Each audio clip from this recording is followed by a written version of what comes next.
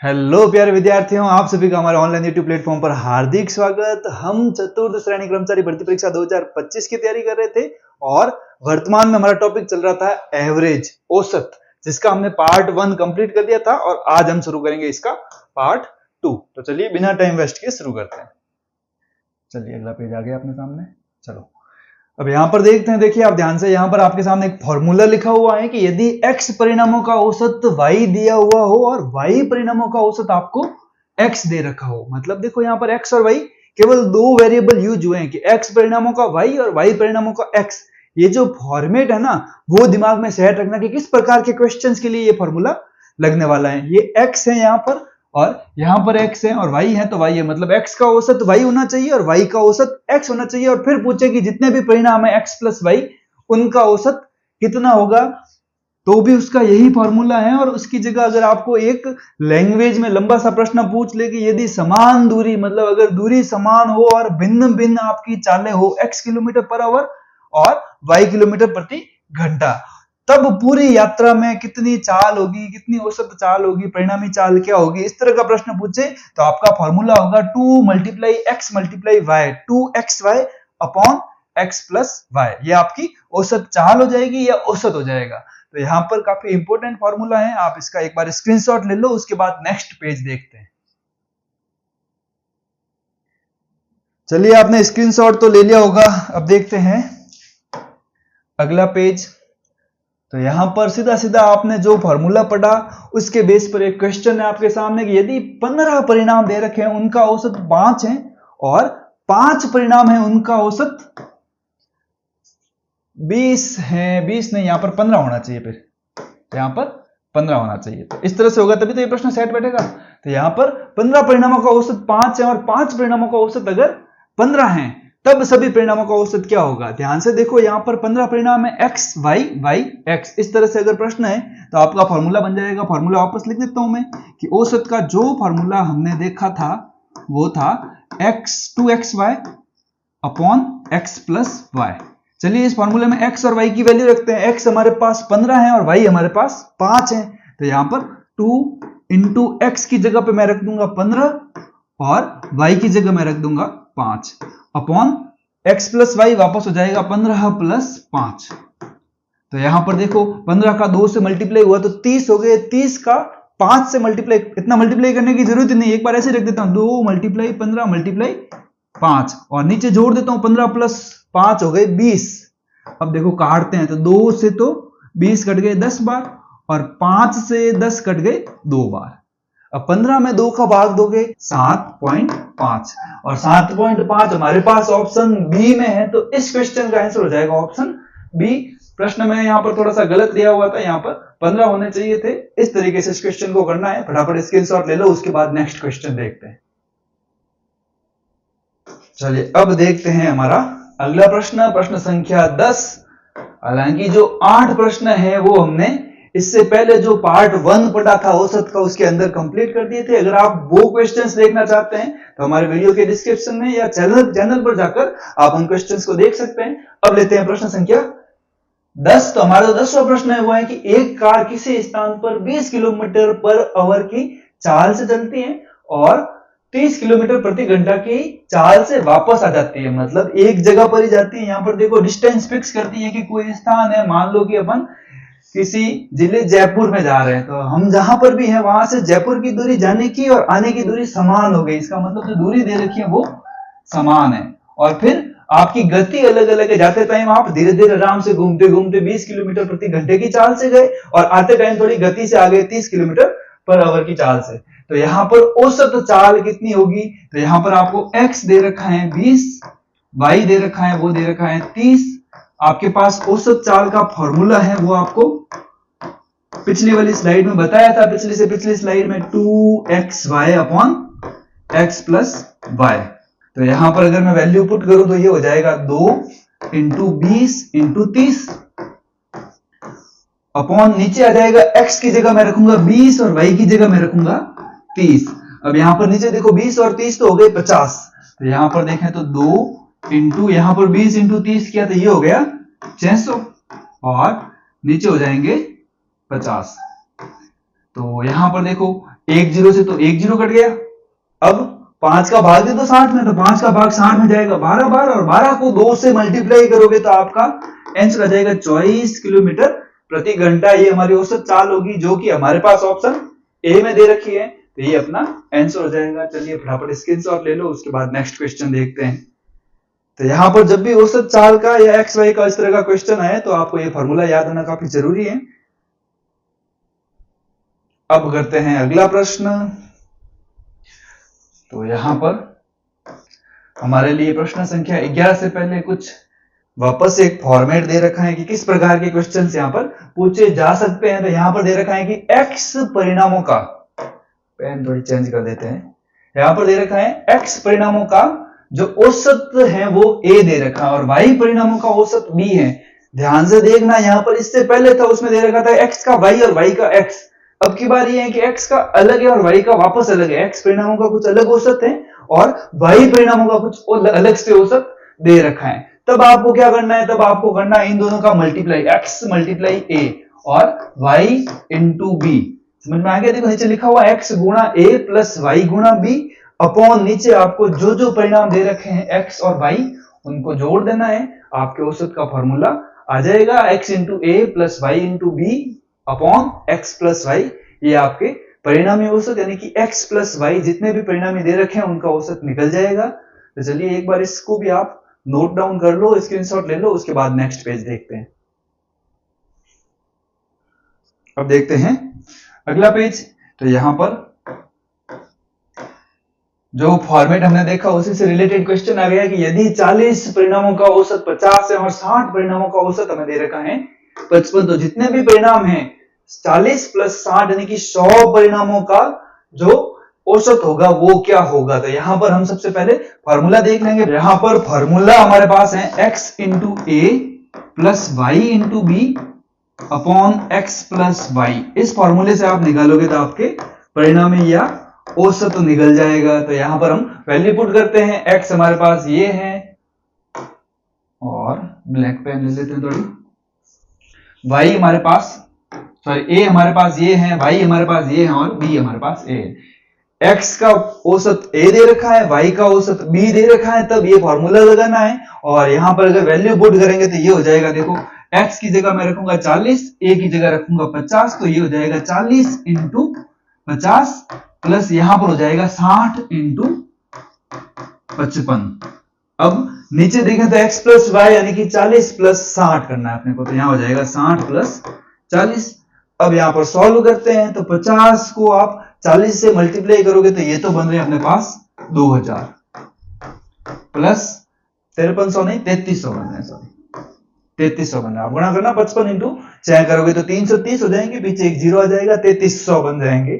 और 60 प्लस 40 करोगे तो ये बन रहे हैं 100। अब आप ऊपर जोड़ो तो ऊपर जोड़ो 2000 प्लस 3300, ये तो बन गए 5300। 5300 में आप भाग दोगे 100 का, तो यहां पर 2 जीरो से 2 जीरो कट जाएंगे, आपके आंसर आ जाएगा 53, जो कि हमारे पास ऑप्शन सी में है। तो ऑप्शन सी इस क्वेश्चन का सही आंसर हो जाएगा। अगर फॉर्मूला याद है तब ये क्वेश्चन काफी इजीली सॉल्व हो जाएगा। चलिए फटाफट आप इसका स्क्रीनशॉट ले लो, उसके बाद देखते हैं नेक्स्ट क्वेश्चन।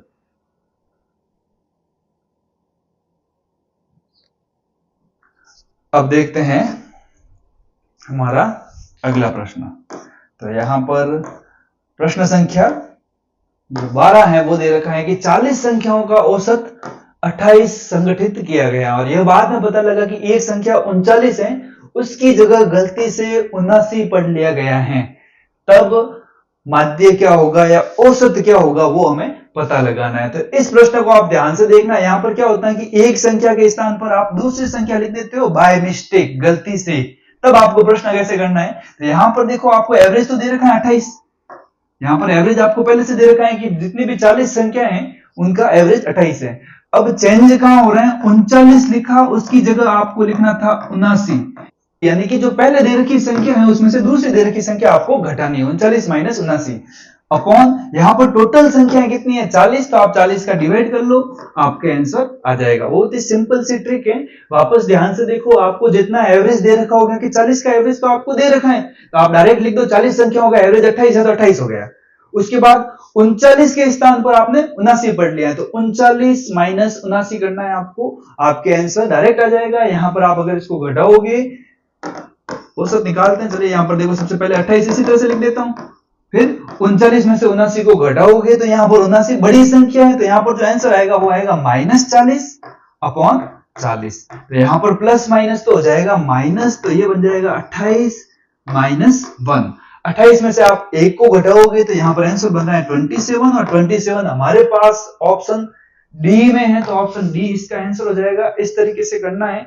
यहां पर अगर फॉर्मूला लिखे हैं तो फॉर्मूला आपने लगाया है वो हो गया, पहले तो पुराना औसत, जो पुराना औसत दे रखा था उसको उतारा, उसके बाद माइनस, पहले जो संख्या 39 थी तो आपने उतार दी 39, आपकी पुरानी संख्या 39 थी, माइनस आपकी नई संख्या 79 है, अपॉन कुल संख्या कितनी है वो। तो ये आपके फॉर्मूला बन गया। फॉर्मूले से ज्यादा डायरेक्ट करने पे ध्यान देना है कि पहले औसत कितना था, माइनस यहां पर जिस फॉर्मेट में लिखा हो कि 39 की जगह 79, 5 की जगह 10, उसी तरह से आपको घटा लेना है। 39 माइनस 79, 5 माइनस 10, इसी तरह से घटा दो, अपॉन टोटल संख्या कितनी है उसका डिवाइड कर लो, आपके आंसर आ जाएगा। तो यहां पर 27 आंसर बन रहा है। स्क्रीनशॉट तो ले लिया होगा आपने। अब लेते हैं अगला प्रश्न। तो हमारा जो अगला प्रश्न है, प्रश्न संख्या 13, वो भी देखो 12 की तरह ही है सेम, कि 10 संख्याओं का जो औसत है वो दे रखा है 7.6, और बाद में पता चला कि एक संख्या 8 गलती से 3 पढ़ ली गई है, तब इनका औसत या माध्य कितना होगा। सेम इसी तरीके से देखते हैं। ये जो प्रश्न इससे पहले पढ़ा था वो हेडमास्टर परीक्षा 2018 में पूछा गया है। सेम इसी तरह का प्रश्न है, ये नहीं जो 12 वाला प्रश्न पढ़ा था ना तुमने इससे पहले, 12वां क्वेश्चन, वो वाला HM 2018 में पूछा गया है। तो इसको देखते हैं। तो यहां पर इसमें भी क्या लिखूंगा मैं, सबसे पहले औसत निकालने के लिए पुराना औसत कितना दे रखा है, पुराना औसत दे रखा है 7.6, उसके बाद मैं प्लस लगाऊंगा। अब मुझे क्या करना है, जो संख्या दे रखी है उसमें से बाद वाली संख्या यानी 8 की जगह आपने 3 पढ़ लिया है, तो 8 माइनस 3 करना है। इसको क्रम से घटाना है, पहले दे रखा है 8 माइनस, फिर बाद वाली संख्या 3, 8 माइनस 3 कर दो, अपॉन टोटल संख्या कितनी है 10, तो 10 का डिवाइड कर लो। तो यहां पर देखें तो ये आ रहा है 7.6, 8 में से 3 जाएंगे तो ये हो जाएंगे 5/10, तो 5 का भाग 10 में जाएगा 2 बार, 1/2 का मतलब होता है 0.5, यहां लिखूंगा मैं 7.6 प्लस 0.5। अब 7.6 में आप 0.5 जोड़ोगे तो आपका आंसर बन जाएगा 8.1, जो कि हमारे पास ऑप्शन सी में है। तो इस क्वेश्चन का आंसर हो जाएगा ऑप्शन सी। तो चलिए फटाफट इसका भी स्क्रीनशॉट ले लो, उसके बाद नेक्स्ट क्वेश्चन देखते हैं। तो वही जो पिछले क्वेश्चन में ट्रिक लगी थी उसी क्वेश्चन के आधार पर हमने ये क्वेश्चन किया है। तो यहां पर सेम ट्रिक के 2 प्रश्न हो गए आपके सामने, थोड़ा सा कॉन्सेप्ट और क्लियर हो जाएगा इससे कैसे होता है ये प्रश्न। अब देखते हैं अगला हमारा 14 नंबर प्रश्न। तो 14 नंबर प्रश्न है कि 3 संख्याओं का जो औसत है वो 7 है, और पहली 2 संख्याओं का औसत है वो 4 है, तो हमारी जो तीसरी संख्या है वो क्या होगी। तो यहां पर ये जो फॉर्मेट है पूछने का काफी पॉपुलर फॉर्मेट है, आप देख सकते हो रीट में भी पूछा हुआ है ये प्रश्न। तो इसमें क्या करना है कि तीनों संख्याओं का आप योग निकाल दो। तो 3 संख्याओं का योग कैसे निकालोगे, सबसे पहले दिन जब औसत की क्लास ली थी तब हमने देखा था कि योग का फॉर्मूला क्या था। वहां पर सीधी सीधी बात थी, औसत दे रखा है, संख्याएं आपको दे रखी है, औसत को आप संख्याओं से मल्टीप्लाई कर दो। तो यहाँ पर 7 × 3 करोगे तो आपके तीनों संख्याओं का योग आ जाएगा 21। इसी तरह से 2 संख्याओं का औसत दे रखा है तो आप दोनों संख्याओं का योग भी निकाल सकते हो। तो 2 संख्याओं का आप योग निकालोगे तो वो आ जाएगा 4 × 2। 4 औसत है कितनी संख्याओं का, 2 संख्याओं का, जितनी भी संख्याओं का हो मल्टीप्लाई कर दो, आपके योग आ जाएगा। अब यहां पर आप ध्यान से सुनो, आपके पास 3 संख्या है, उनका योग दे रखा है, आपको 2 संख्याओं का योग दे रखा है। इन 3 संख्याओं के योग में से अगर ये 2 संख्याओं का योग अगर मैं घटा दूं तो पीछे बचेगा वो कौन सी संख्या होगी, तीसरी संख्या होगी। तो मैं इनको घटा देता हूं। तो 21 में से मैं 8 घटाऊंगा तो मेरे पास आंसर आएगा 13। तो यहां पर 13 दे रखे मुझे ऑप्शन बी में, तो इस क्वेश्चन का आंसर हो जाएगा ऑप्शन बी। इस तरीके से इस क्वेश्चन को सॉल्व करना है। चलिए फटाफट स्क्रीनशॉट ले लो, काफी पॉपुलर क्वेश्चन है और आपके इसी प्रकार का क्वेश्चन पूछने की खूब ज्यादा संभावना है 4th ग्रेड के एग्जाम में। अब देखते हैं हमारा अगला प्रश्न। हमारा जो अगला प्रश्न है वो है प्रश्न संख्या 15 नंबर प्रश्न पूछा गया है कि 6 परिणामों का औसत। देखो ये भी काफी इंपॉर्टेंट फॉर्मेट है, सबसे इंपॉर्टेंट फॉर्मेट है औसत का, कि 6 परिणामों का औसत आपको दे रखा है 34 और अंतिम जो 6 परिणाम है उनका औसत दे रखा है 33। पहले वाले 6 परिणाम, उनका 6 परिणाम पहले वाले और 6 परिणाम बाद वाले आपको दे रखे हैं। और फिर पूछा है कि जो 11 परिणाम है उनका औसत है, टोटल परिणाम है 11, उनका औसत आपको दे रखा है 32। तो यहां पर आपको सबका योग फाइंड करना है। सबसे पहले देखो, पहले वाले 6 परिणामों का योग फाइंड करते हैं। तो पहले वाले 6 परिणामों का औसत 34 दे रखा था, दूसरे वाले 6 परिणामों का योग दे रखा था 33 और कुल जो औसत दे रखा है 11 परिणामों का वो दे रखा है 32। तो पहले वाले जो 6 परिणाम था उनका योग हो जाएगा 6 इंटू 34 और ये जो बाद वाले 6 परिणाम है उनका योग हो जाएगा 6 इंटू 33। ठीक है, आपको क्या करना है कि जो ये पहले वाले और बाद वाले करके लिखे हुए इन सब के परिणामों के योग को जोड़ दो, यानी आपको इन दोनों को जोड़ना है। तो मैं ऐसे जोड़ देता हूं 6 इंटू 34 प्लस 6 इंटू 33। अब यहां पर आप ध्यान से देखो तो 6 प्लस 6 टोटल 12 जो परिणाम है उनका औसत आपने निकाल दिया है और यहां पर कितने दे रखे हैं 11। अब वही पहले वाली बात, इन 12 में से मैं 11 परिणामों के योग को घटा दूं, 11 परिणामों का योग हो जाएगा 11 इंटू 32। तो जो बचेगा वो आपका अंतिम छठवां परिणाम बच जाएगा। 6 परिणाम में से इधर वाले 6 बीच वाला परिणाम आपके ऑटोमेटिक बच जाएगा। तो इस प्रकार के जितने प्रश्न होंगे उनको करने का फॉर्मेट ये होगा कि पहले वाले परिणामों का औसत है उनका योग निकालो, अंतिम परिणामों का दे रखा है उनका भी योग निकालो और कुल का दे रखा है उसमें घटा दो। तो इस तरीके से कर दो। तो आप यहां पर देखो इन दोनों में से तो 6 कॉमन आ रहे हैं तो 6 बाहर ले लेते हैं कैलकुलेशन इजी करने के लिए। पीछे क्या बच रहा है 34 प्लस 33। यहां पर देखो 6 गुणा में, यहां पर भी 6 गुणा में, तो 6 तो बाहर ले लो, माइनस इसको तो मल्टीप्लाई कर देते हैं। तो यहां पर मल्टीप्लाई किया तो आ गया 2 3 2 5 और 3 352 आ गए। और यहां पर देखो इन दोनों को जोड़ो तो जोड़ेंगे तो ये हो रहा है 4 और 3 तो हो जाएंगे 7, 67 हो जाएंगे। 67 को 6 से मल्टीप्लाई करो। चलिए इनको मल्टीप्लाई करते हैं। तो यहां पर मल्टीप्लाई किया, देखो 6 को 7 से मल्टीप्लाई किया तो 6 इंटू 7 हो गए 42 के 2 हासिल के 4। 6 को 6 से मल्टीप्लाई किया तो 36, 36 और 4 हो गए 40। अब यहां पर 402 में से मैं 352 को घटाऊंगा तो यहां पर आंसर आ जाएगा 50।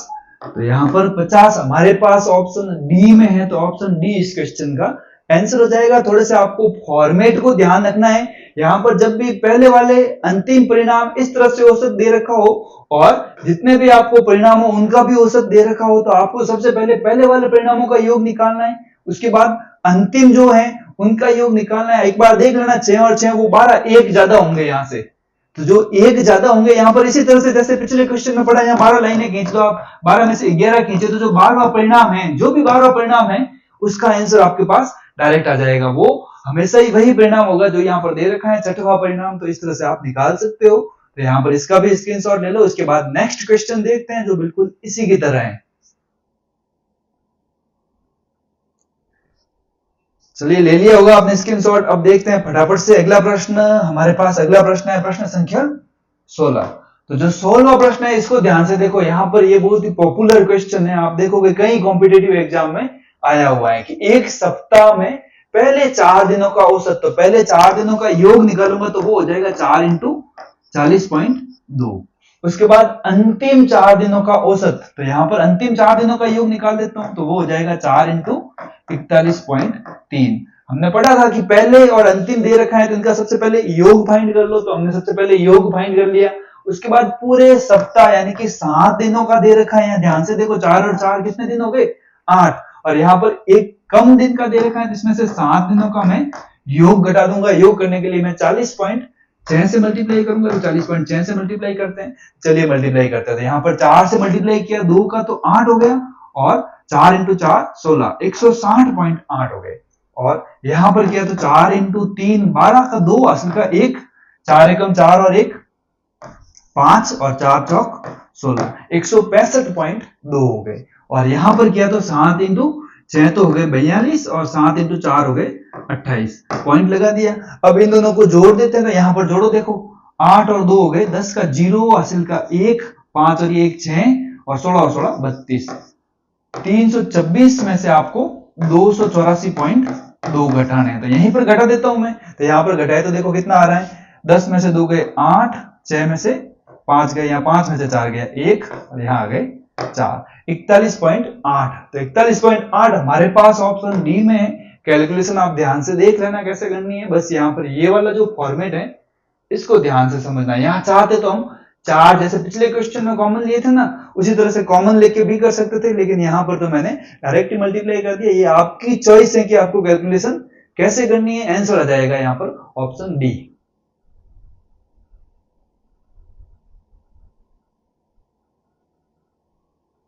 ठीक है, अब लेते हैं हमारा अगला प्रश्न।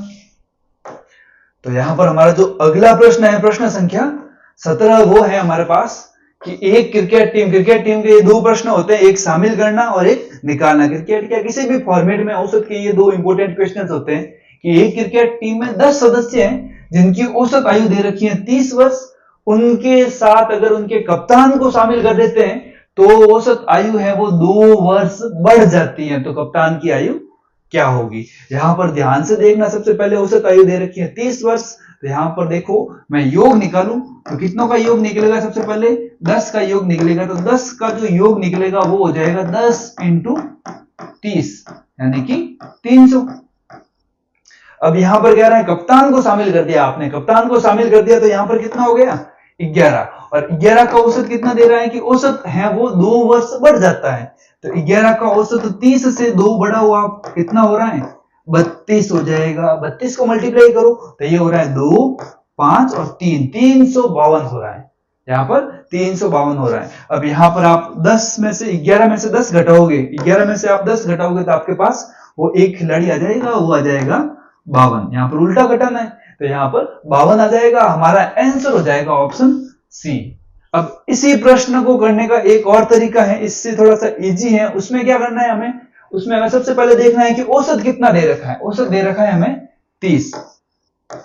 ठीक है, हमने सबसे पहले जो औसत दे रखा था वो लिख दिया। कितने का औसत दे रखा था? 10 का दे रखा था। अब यहां पर 2 बढ़ रहा है। 2 बढ़ क्यों रहा है? क्योंकि इसमें एक खिलाड़ी शामिल हो रहा है। तो 2 बढ़ रहा है, इसमें प्लस 2 बढ़ रहा है। एक खिलाड़ी शामिल होने से कितने खिलाड़ी बन रहे हैं? 11। जितना बढ़ के खिलाड़ी बन जाए यानी कि नए जो अपने पास संख्या है ना, यहाँ पर पहले संख्या 10 थी, उसके बाद जो नई संख्या है उसको डायरेक्ट मल्टीप्लाई कर दो। किससे? जितनी आयु बढ़ रही है, यानी कि 2 बढ़ रही है तो 2 से 3 बढ़ रही है तो 3 से पहले वाले औसत में जोड़ दो। तो यहाँ पर आपके पास आ जाएगा 30 प्लस 22। तो यहाँ पर 30 प्लस 22 हो जाएंगे 52। तो इस तरह से भी आप इसका आंसर ला सकते हो। 1 लाइनर आंसर भी इस क्वेश्चन का निकाल सकते हो। तो आपको जो मेथड अच्छा लगे आप उस मेथड से कर सकते हो। चलिए फटाफट स्क्रीनशॉट ले लो, उसके बाद करते हैं नेक्स्ट क्वेश्चन।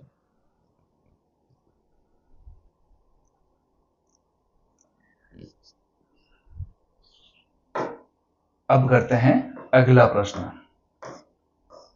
तो यहां पर देखो थोड़ा सा ऑपोजिट क्वेश्चन है, उसमें कप्तान शामिल हुआ था, इसमें कप्तान ने साथ जोड़ दिया है। तो यहां पर देखो एक टीम है, क्रिकेट टीम तो हो नहीं सकती क्योंकि यहाँ पर 21 सदस्य लिखे हुए हैं। तो जो भी टीम है जिसमें 21 सदस्य हैं, तो एक टीम के 21 सदस्यों की जो औसत आयु है वो 15 वर्ष है। तो यहां पर देखो मैं 15 वर्ष औसत आयु निकाल देता हूं। सबसे पहले ये लिख देता हूं, शॉर्ट ट्रिक से करते हैं एक बार। उसके बाद कप्तान ने छोड़ दिया तो अब 21 से अब सदस्य कितने बन गए?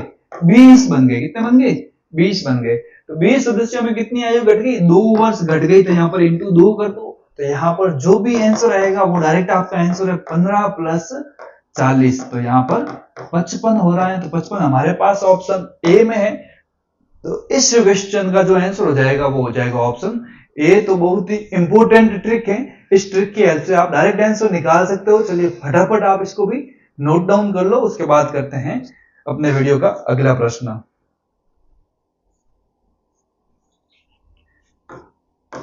अब अगले प्रश्न में देखो, अगला प्रश्न तो पहले पढ़ रखा है। अब जितने भी फॉर्मेट मैंने बताने थे वो तो सब बता दिए।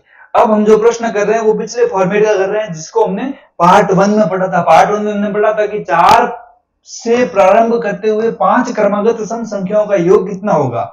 हमने पढ़ा था सम संख्याओं का योग कैसे करते हैं। चलिए इस प्रश्न में करके देखते हैं। 4 से प्रारंभ करनी है तो 4 के बाद 6, फिर 8, फिर 10, फिर 12 और फिर आ जाएगा 16। हमें कितनी संख्या लेनी है? 5 लेनी है। तो 1, 2, 3, 4 और 5, 16 को नहीं लेना है। यहाँ पर 5 संख्याएं हो गई।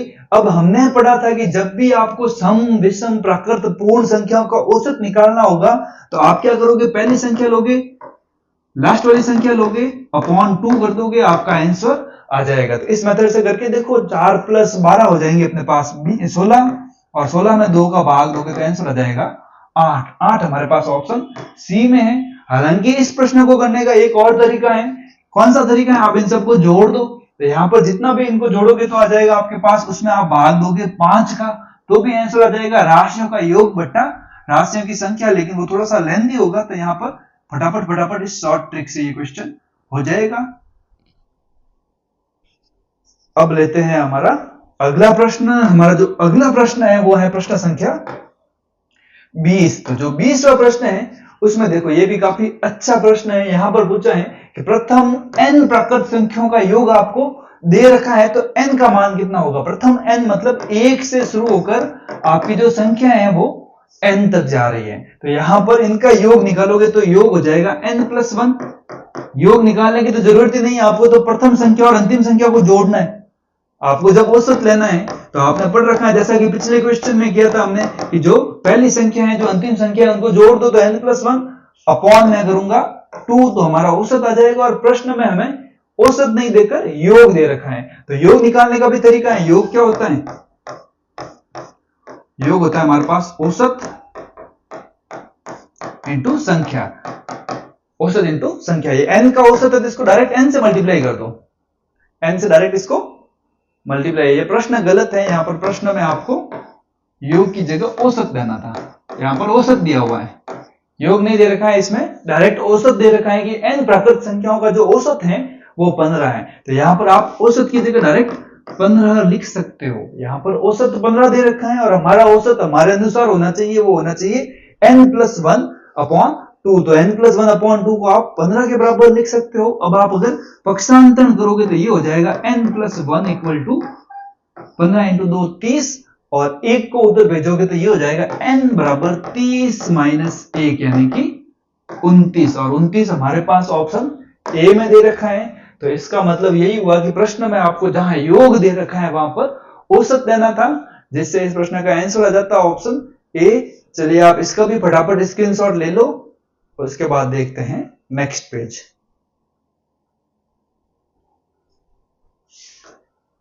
हमने स्क्रीनशॉट ले लिया होगा, और आज के जितने भी प्रश्न थे इस सेशन के वो सारे कंप्लीट होते हैं। और इसी के साथ जितने प्रश्न मुझे आपको औसत के करवाने थे, सारे बेसिक क्वेश्चंस और आपके एग्जाम में आने लायक प्रश्न, वो सारे प्रश्न इस वीडियो में कंप्लीट होते हैं। अगर आपको वीडियो पसंद आए तो वीडियो को लाइक शेयर और सब्सक्राइब करें, और इसी तरह से हमारे साथ जुड़े रहें। धन्यवाद।